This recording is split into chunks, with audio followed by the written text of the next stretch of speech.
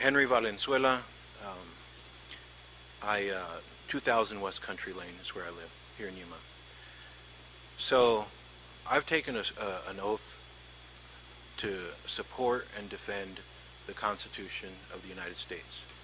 I've taken that oath several times in my life, and I hold that sacred.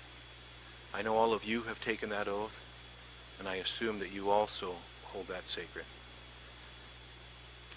Our country is a different country than most, and that is because we believe that we are endowed by our Creator with certain rights. And we have a Constitution, and we swear to support and defend that Constitution. There's a reason that the First Amendment is the First Amendment. If we don't have the right to ask questions of our government, then everything breaks down. The whole system fails. There's a reason that documents are placed for the public to see. It's precisely so that the public can review those documents. And if there's a problem with them, then the public can ask questions about those documents. That's what separates us from a dictatorship. We are not a dictatorship. We are not a cartel. We're not a mafia. In those environments, people are dealt with if they speak up. They're dealt with and taken care of. They're silenced. They're intimidated. They're removed. And that's not who we are. And we can never allow that to happen. It has been said that I don't agree with what you're saying, but I will defend your right to say it. And I think most of us like to think that we believe that. But that's not what's going on here.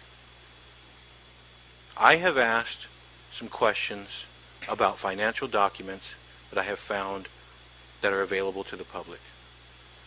And you know what?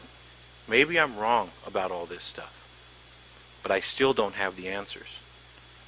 I pointed out last year in November, there's a document that's available today on the website that still doesn't explain where $555,000 went from and who authorized that.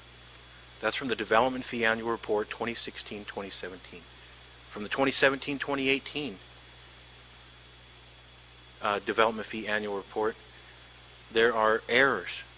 There are errors in those documents that I pointed out in January in front of you guys. And those things haven't been corrected. They haven't been explained.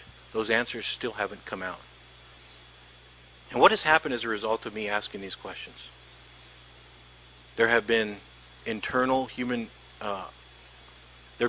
complaints by Human Resources filed against me in violation of the Arizona Revised Statute, which protects these certain things. There has been a criminal complaint that you guys have heard about over and over and over. And these are all obvious attempts to silence me. This is way bigger than me. If we as citizenry don't feel comfortable asking simple questions about financial documents, this whole system breaks down. It's been mentioned a couple times that I was nominated and selected for Sergeant of the Year.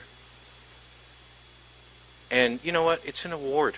You know, that happens every year. I was honored that I received that award, or correction, that I was supposed to have given that award. But the administrator decided that I didn't deserve that award, or for whatever reason, I was not to get that award. To the person looking at that from the outside, it's obvious as to why I wasn't supposed to get that award.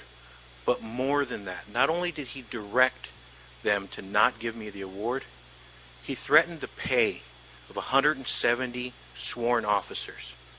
This is something that we've been fighting for years, and we weren't going to get it because I didn't get an award. He threatened the employment of our command staff if I got an award. If that is not outrageous to you, if that does not shock your conscience, then nothing else will.